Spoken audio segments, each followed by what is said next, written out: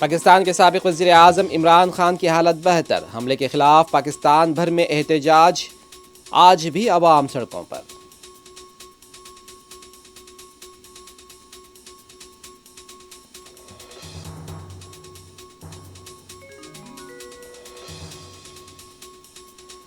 MCD के इंतखाबात में बीजेपी दोबारा कामयाबी हासिल करेगी। मरकजी वजीर पीयूष गोयल का दावा। दिल्ली में इलेक्शन ऑफिस का इफ्तिताह।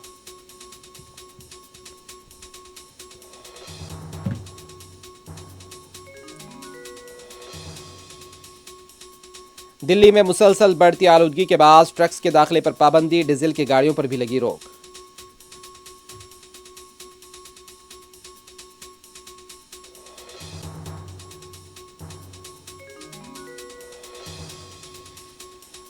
कश्मीर के अनंतनाग में गैर आबाई मजदूरों पर फायरिंग, 2 शदीद जख्मी। इलाके में तलाशी मुहिम में शिद्दत।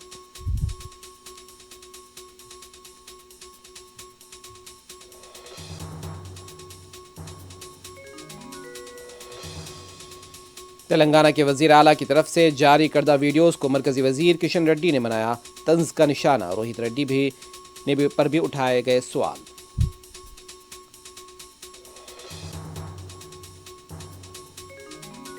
राजनगर में ATM मुंतकिल किए जाने वाली रकम को लेकर फरार होने वाला गाड़ी का ड्राइवर चंद घंटों में गिरफ्तार।